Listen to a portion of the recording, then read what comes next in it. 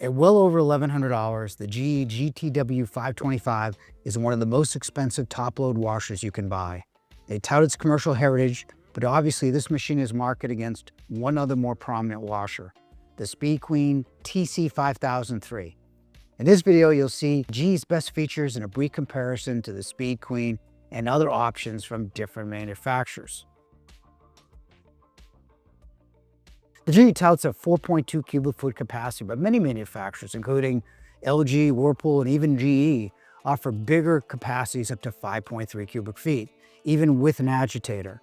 I'm not talking about the impeller or agitatorless machines that don't clean as well and can go out of balance easier. We'll get to out of balance issues later in the video. They make that claim because their perceived main rival, Speed Queen, is only 3.2 cubic feet, which means the GE can handle bigger loads and bigger single items like comforters.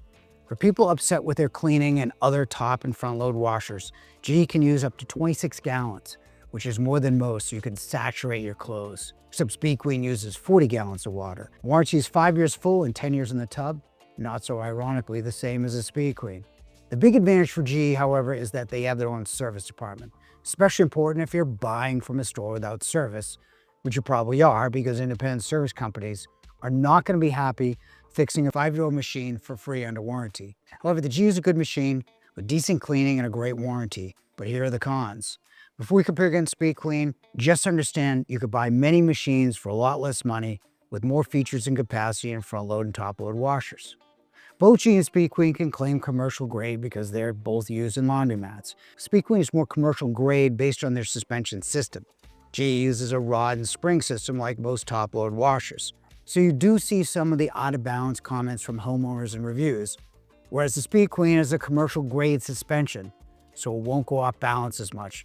Too much off balancing will over time mean service issues, and that's an expensive service call. But before you go out and buy Speed Queen, it is $300 to $400 more expensive for less capacity. So should you buy this GE? Well, the warranty is good and the water control is nice. Some of the parts are better and I like the service aspect, especially if you're buying from a store without service. But you have a lot of good competitive choices in just about every other brand, including less expensive GEs, which you can always buy a 5-year warranty and still spend less. If you want to learn more about the best top and front load washers this year, click this video, and thanks for watching.